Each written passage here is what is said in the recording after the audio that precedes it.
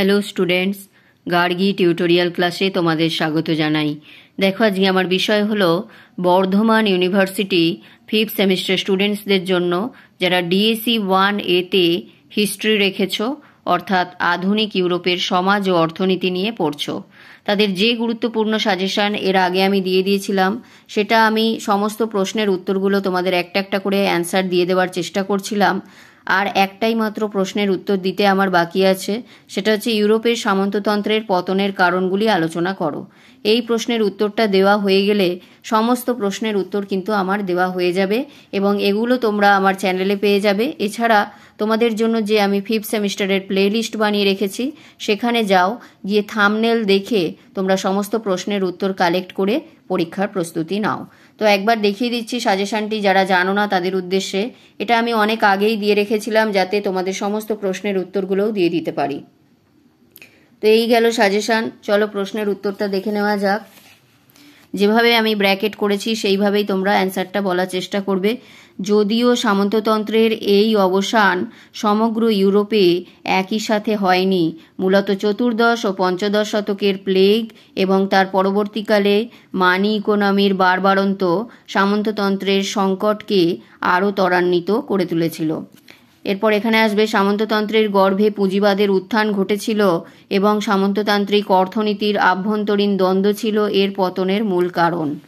প্যারা চেঞ্জ করে লিখবে, ইউরোপের সামুদ্রিক ও আভ্যন্তরীণ বাণিজ্যের বিকাশ সামন্ততন্ত্রের অবক্ষয়ের ও পুঁজিবাদের উত্থানের প্রধান পরিচায়ক।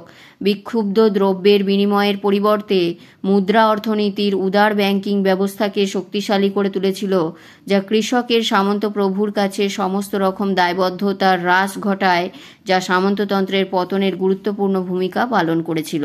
প্যারা চেঞ্জ করে আবার লিখবে, এখানে বক্স করে দেবে একটা, সামন্ততন্ত্রের ক্ষয় ও ধনতন্ত্রের জাগরণে প্রধান পীঠস্থান হল ইউরোপের গ্রামীণ কৃষি অর্থনীতি। ব্রেনার যুক্তি দেন যে ইউরোপের সর্বত্রই জনসংখ্যা বৃদ্ধি ঘটেছে, কিন্তু সর্বত্রই পুঁজিবাদী আর্থিক কাঠামোর বিকাশ সেই সময় হয়নি। অতএব জনসংখ্যা বৃদ্ধিজনিত চাহিদা পুঁজিবাদী ব্যবস্থার উত্থানের কারণ বলা সমীচীন হবে না। এরপর এখানে চলে আসবে, সামন্ত ব্যবস্থা ও তার অর্থনীতির গতি এবং উৎপাদনের গতিকে হারিয়েছিল। এর সাথে যুক্ত হয়েছিল পশ্চিম ইউরোপের শ্রমিকের অভাব ও মুদ্রা সংকট। এর উপর ভূমিদাস প্রথা উচ্ছেদ এই সামন্ততান্ত্রিক সংকটকে আরও জটিল করে তুলেছিল। এরপর এখানে বলবে, ইউরোপের জনসংখ্যার হ্রাস বৃদ্ধির প্রবণতার সাথে সামন্ততন্ত্রের সংকটকে যুক্ত করেছেন। এরপর এখানে চলে আসবে একেবারে, তার মতে কৃষিতে নিযুক্ত মানুষের সংখ্যা কমে যাওয়ার আশঙ্কায় কিছুটা নিজেদের স্বার্থেই সামন্ত প্রভুরা ভূমিদাসের ওপর নিয়ন্ত্রণ কিছুটা শিথিল করেন। আসলে তাদের এই পদক্ষেপ ভবিষ্যৎ দিনে সামন্ত পোপতন্ত্রের পতনকেই সুনিশ্চিত করেছিল।